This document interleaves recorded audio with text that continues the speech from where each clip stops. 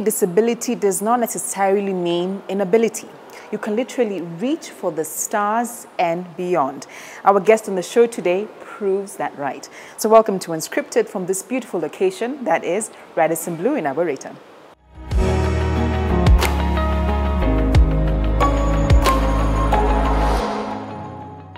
Yo guys, it's your boy DJ Euphoric hapa hivi maze. The president official DJ. Mimi kitu naweza ambia wase huko maze. Life ni kujituma. Haimaanisha ni kitu tu na go through. Wewe azinafaa kuangalia wewe mwenyewe na maybe wale wase unapenda. So msee atoke huko nje, so any obstacles, any kitu yote, any challenges zina come through, hiyo inakuanga ni bridge for your success.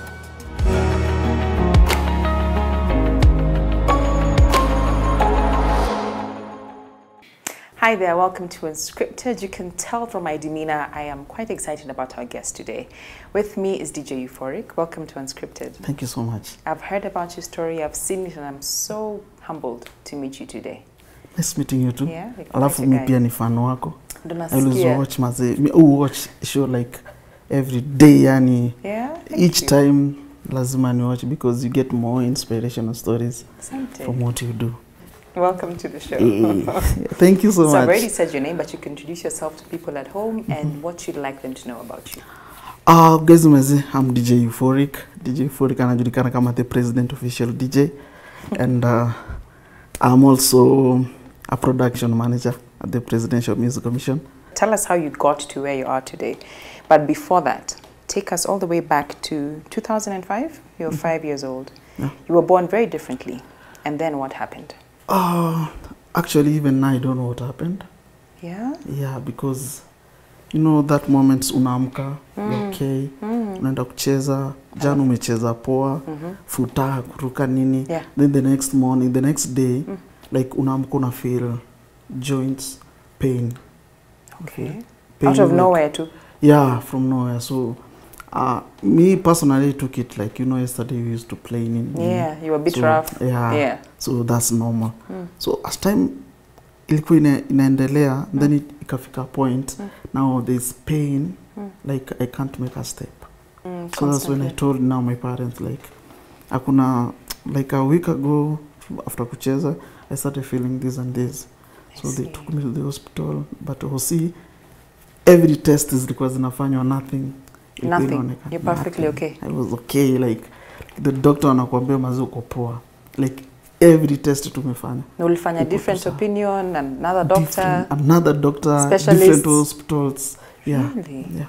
So in joints zangu, maybe if they zoom, upenanga kuonyesha, if they zoom wanaona kuna marks. Yes, I can see. Yeah. So people think nachezanga boxing, but it's not boxing. Yeah, it was after some time daktari mwingine akasema yeah, anafikiria tu ni joint and bone problem. You see, that's what they said, because my joints actually joints zangu zote has the scarring, the mark. So is it painful also? It's just your legs. Okay, saizi it's niko sawa. Okay. Yeah. So nikakuwa si kidogo for treatment this. Now treating the bones now. Yeah, treating the bone. The joints. And ikafika time, I don't know if they waliniaka in a bad posture or something, because I can't sit like you. Yeah. So it can affect pia my spine. I see. So that's why wasofikirianga mimi na kuanga tu nimepiga tu kick. Maze. Lakini I think there's a posture niliekwa. Yeah, ili affect spine pia. I see. Yeah. This problem came up when I was a teenager. I was 16 years. Oh, that's when it progressed and became worse as you're growing older. I see. So at 16 being told, so at 16 imagine being told go home, you can't walk. Yeah. It was like, you see, like unaona different world. Then you go home. The society still hasn't accepted people with disability. Yeah.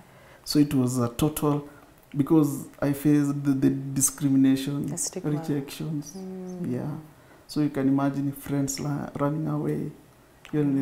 Yeah. I was only with my parents and my... Do you have siblings? Yeah. Actually, we are 6. But even before the society before they even, you know, want to chime into the situation.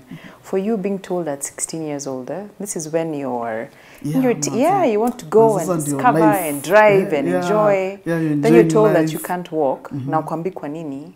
How did you deal with that? Personally, me nilienda to depression. Pap. Because now accepting like utatembea tena.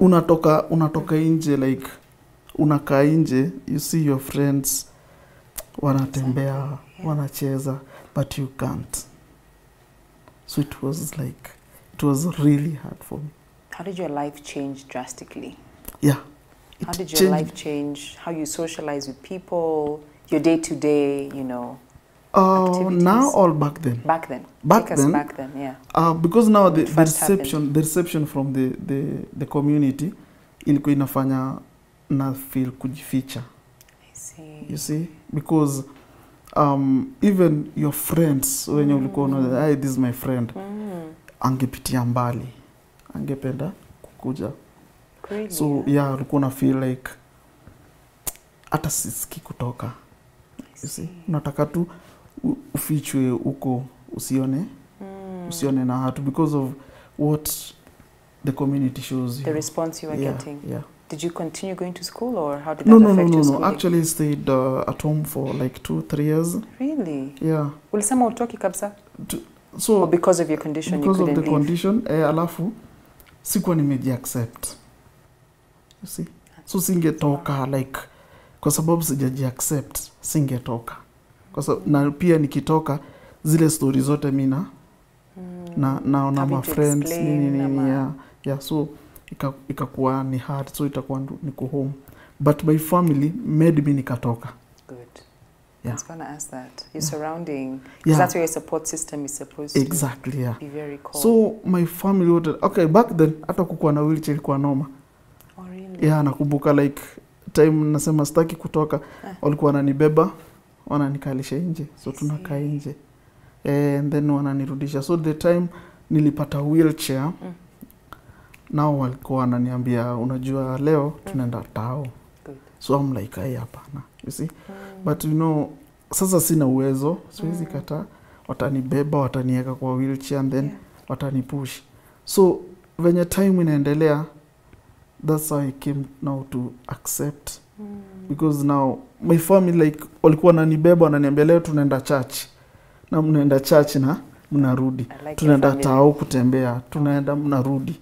So ikafika and then I was like, so kumbe hata ukitumia hii kitu still life goes on. Exactly. Yeah.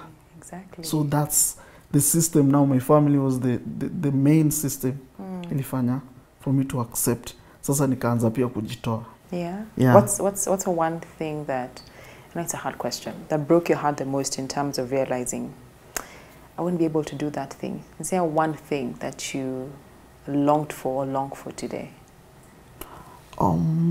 Maybe to play football. Yeah? Yeah. Really? Because I used to. Since you were a kid, that's the one thing you loved. So, but now you can't. But you said you got to a point of acceptance. How did life for you change the minute you accepted this is my reality? Now when I accepted like this is the reality, then now everything started being like I felt and I saw everything is okay. Yeah? Yeah. Like I was like, life is easy, you know. It's the way you take it. So after accepting, like, finally now I'm on a wheelchair, I have to go back to school. Oh, you did? Yeah. How was it going back to school? At first, I never accepted. Okay. My dad and my mom told me, unaonaji story na kurudi shule. Now wakati wameona I'm coping with the new normal. Yeah, so nikawambia nikajaribu kukata juu bado sikuwa nimekubali kabisa. So but wakaniambia think about it, alafu tutakupeleka then ukifeel like you're not comfortable and have stuff then you can come home. So how did you go? Nikawambia by the way, let's try. So nikapata shule, nikajoin. Then sasa venye nilijoin haikuwa mbaya, So I went back, you know, this class, now you're going back like, I went back like 2-3 classes so that I can catch up.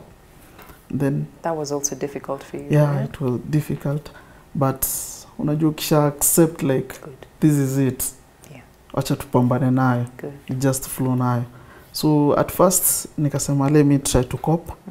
Nika-cope na nikamaliza.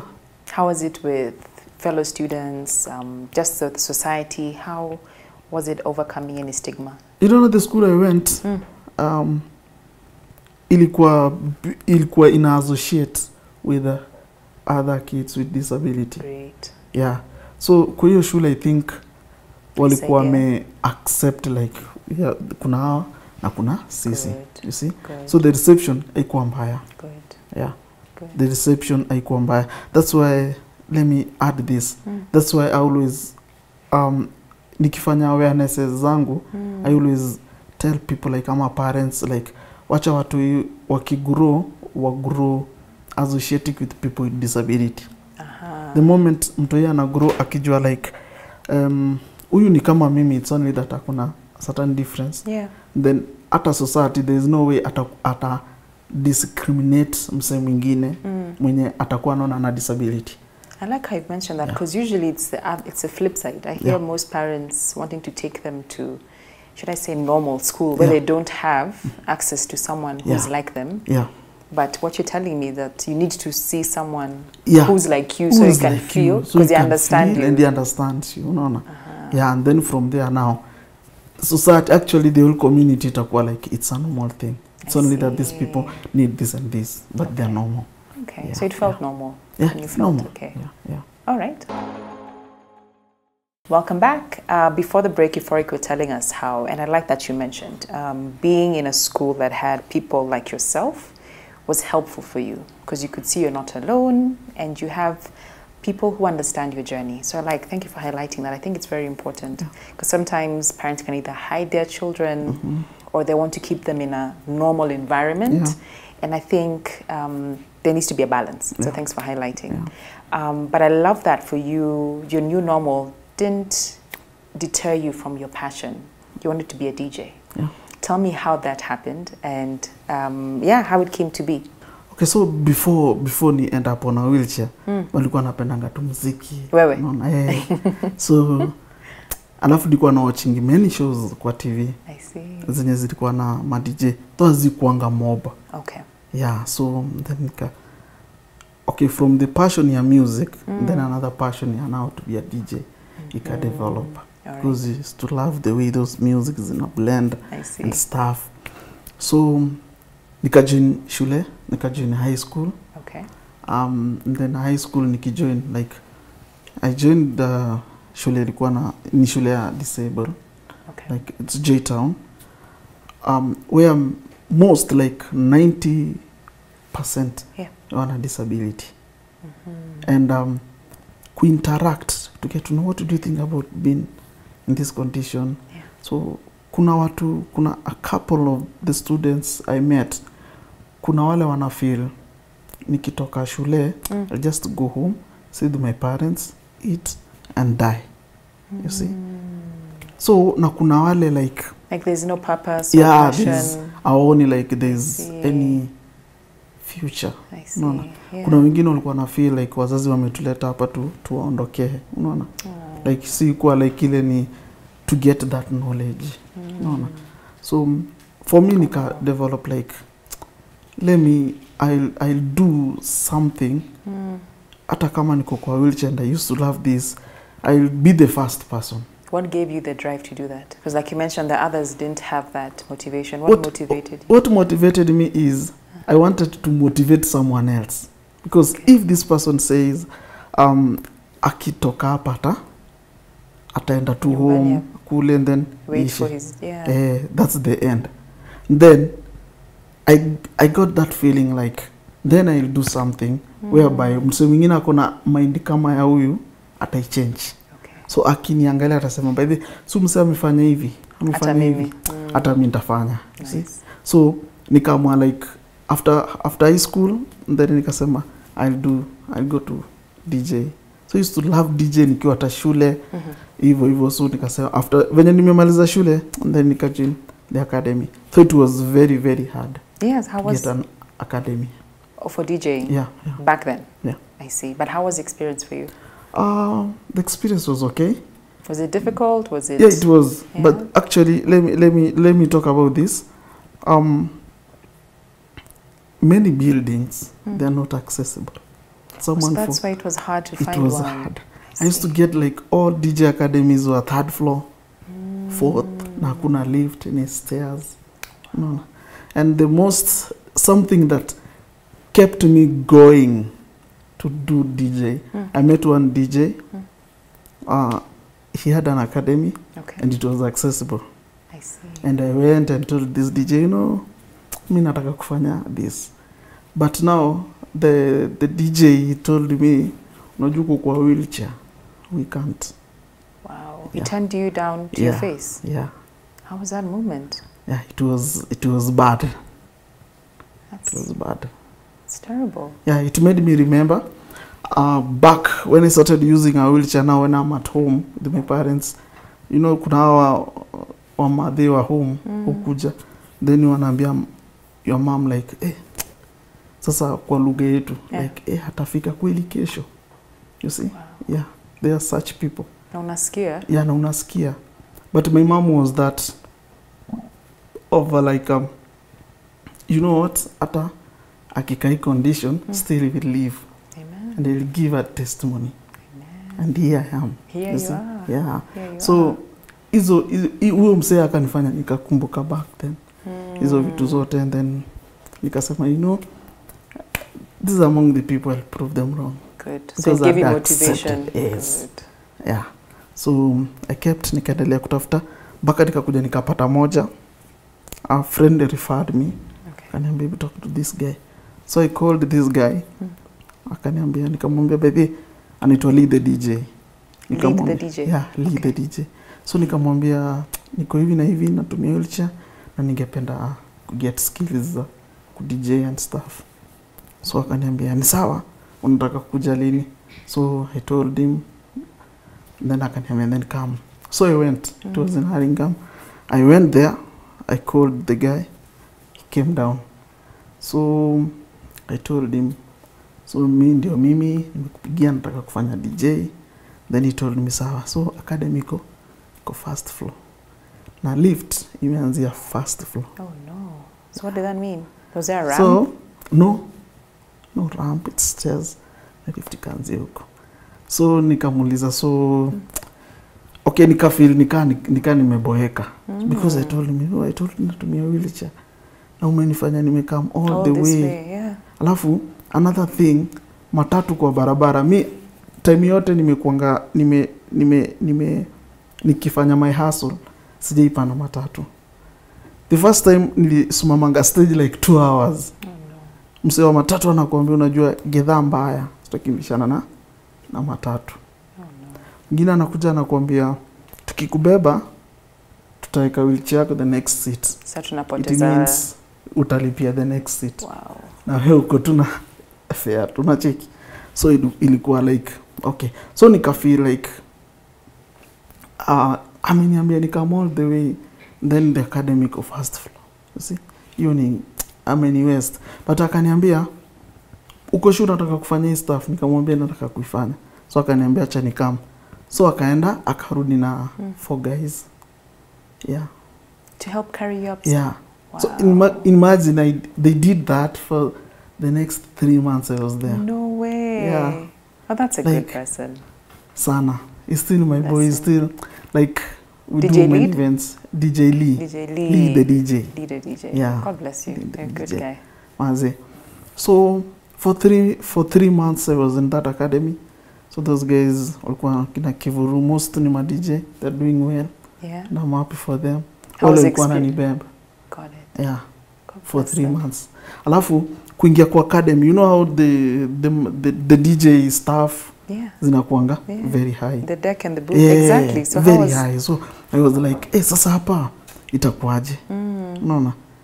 So akaniambia, if unataka kufanya hivi, wewe nipatie a week, then you come. So mimi nikampatia week. I called him. What did he want to do for you? So you see now the setup and everything.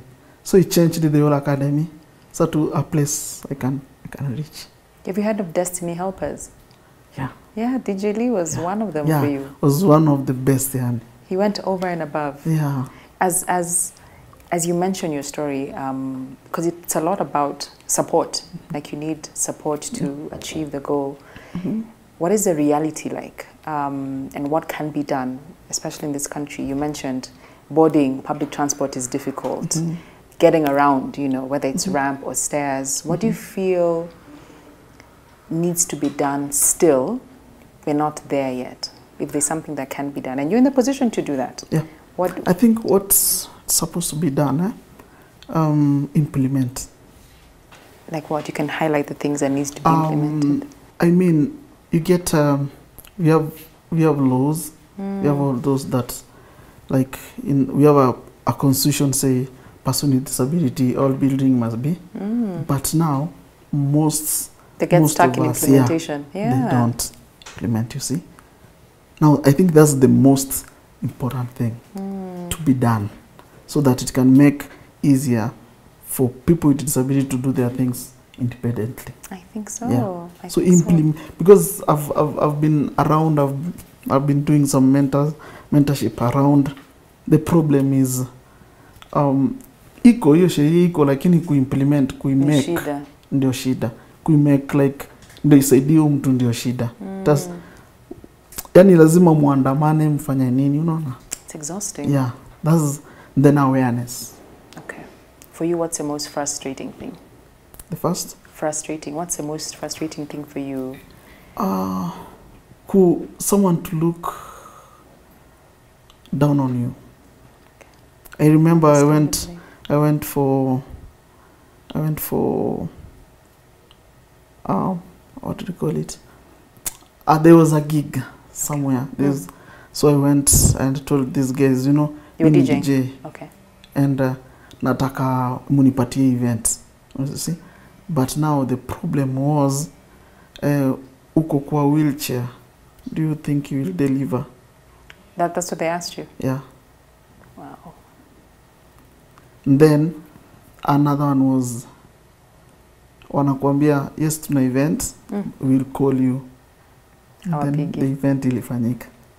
What can you tell someone at home now watching who I guess is not sensitive to people with disabilities, empathetic, like make such comments, and seeing where you are now? What can you tell that person?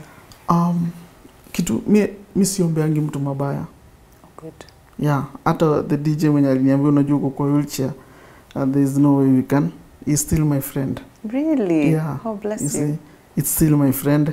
Ni mtu ni aje tukule nyama and then you see. So mi wambia wase like disability is a club. Okay. Yeah. Anyone can join.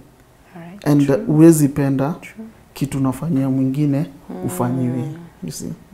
Yeah, so the way ningependa unitreat, the way ningependa kutreat. So like those people wenye wanaangalia msee na disability, msee hawezi fanya anything. So it's the mentality wanafaa tu kuchange. That's so true. Like I always say, like only we need an opportunity. Give us that chance. Yeah. Give you an opportunity. And you've been given a huge one. We're going to take a short break and come back and hear about the great things this guy has done. Stay right there. All right, welcome back. Before the break, I mentioned you talked about having an opportunity.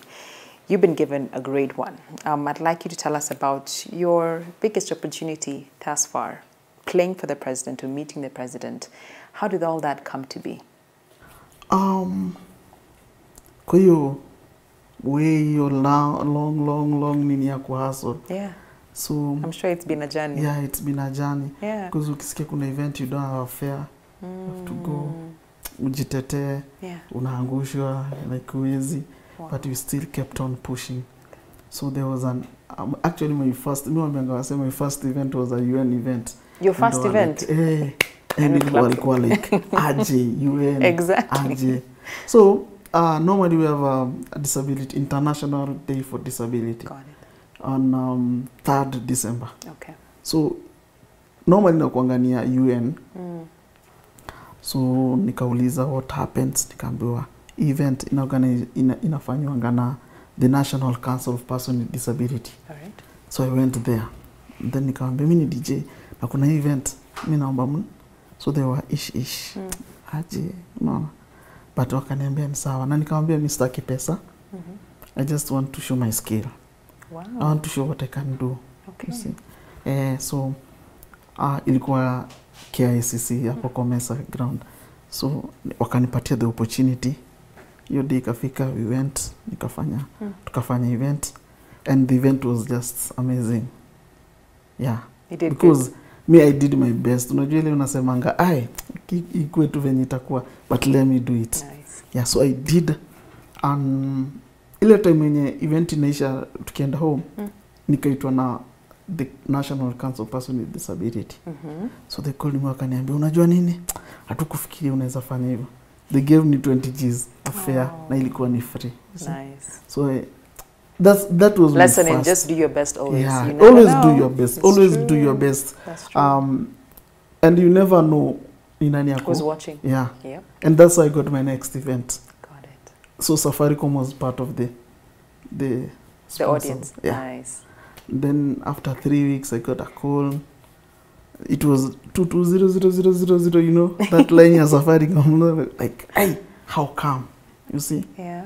Then mse akajiintroduce asema I'm calling from Safaricom, and we were part of the event you did at KCC, and we have another event. Okay. You come over. So that's how I got maybe.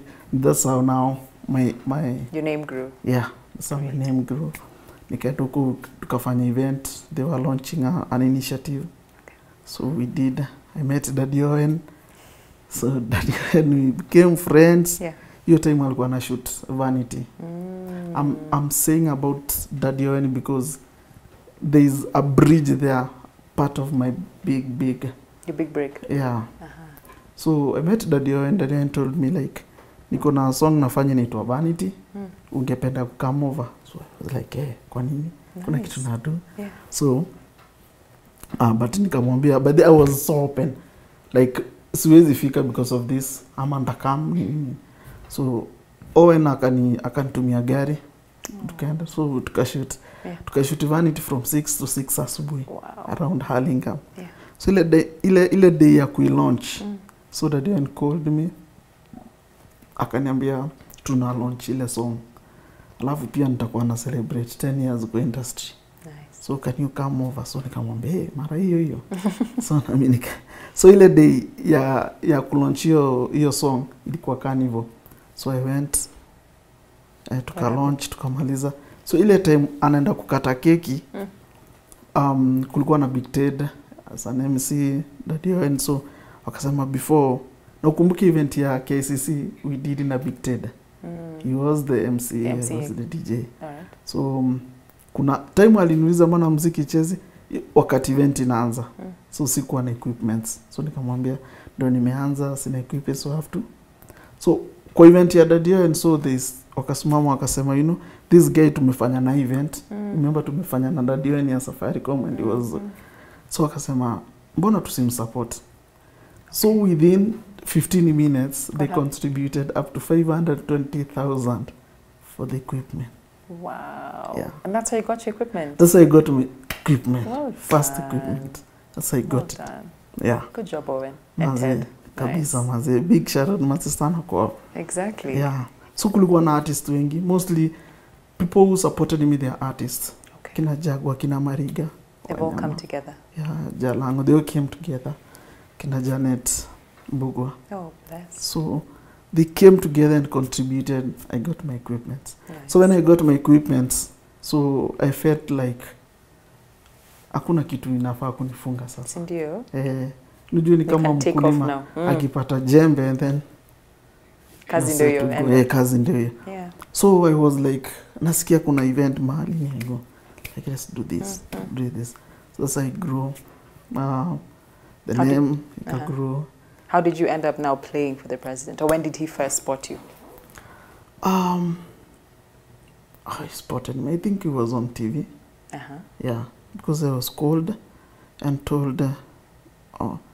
president akona event. Nakupigia kutoka State House. Ndio as an event. Then nikaambiwa like alikuwa na akasema unaweza kuja over. Yes, an NDA party. Actually it's an NDA party. So and I was like, so State House just called you?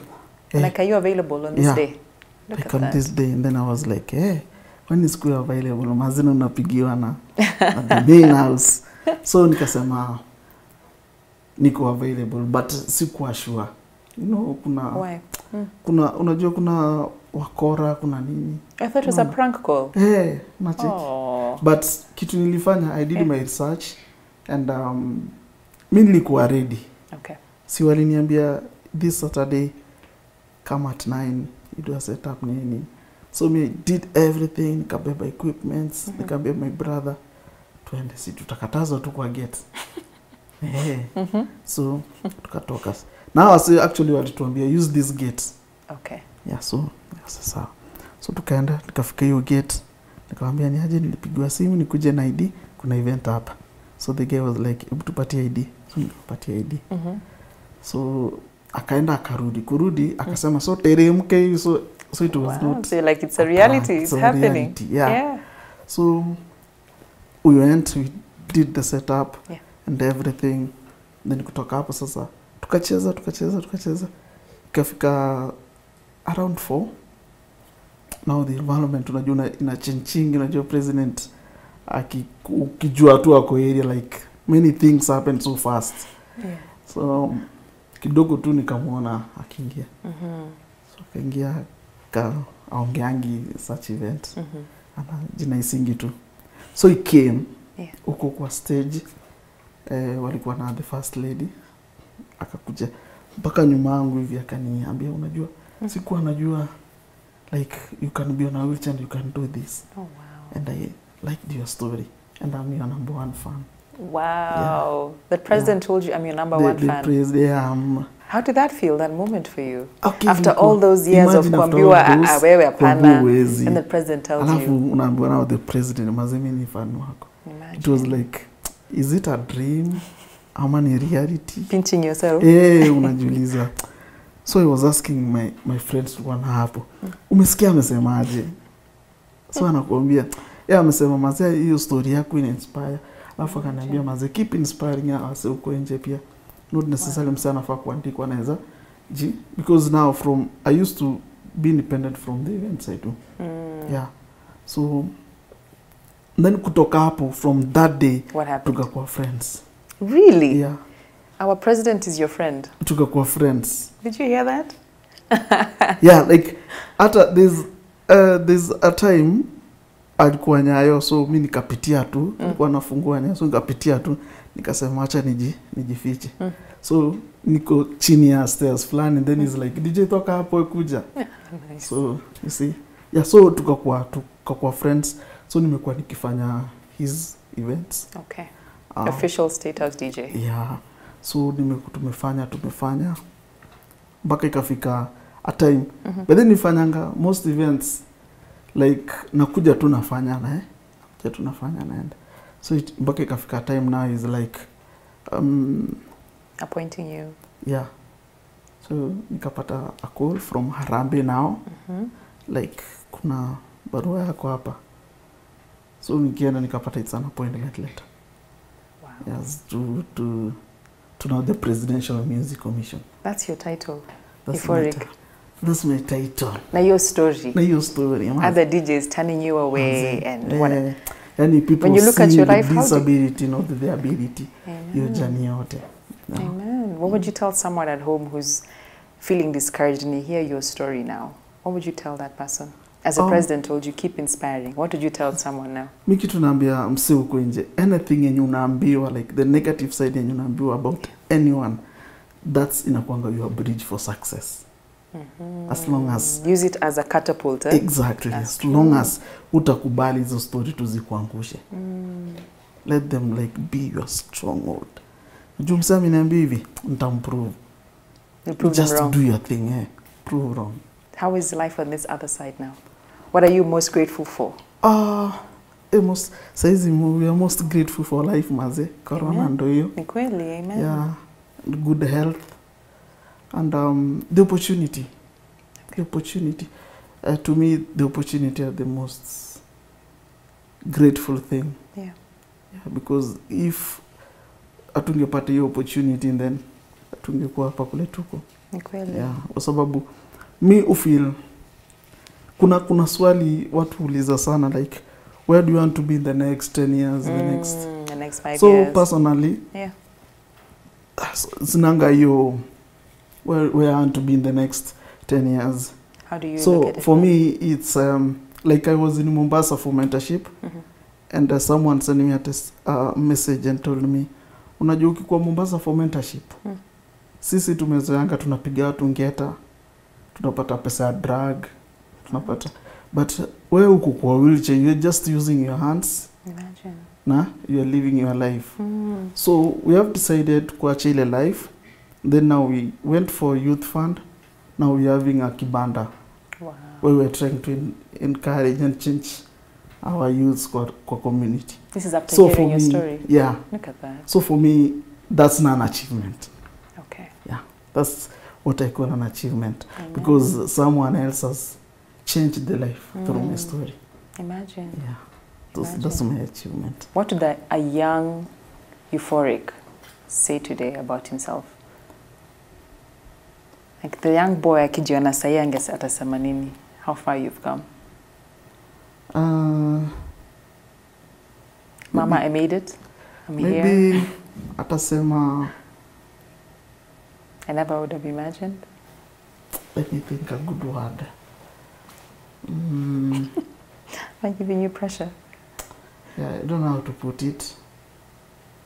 Okay. But let that young boy when akiangalia atasema, you can make it in life. You can. Yeah. You can. You can. Regardless.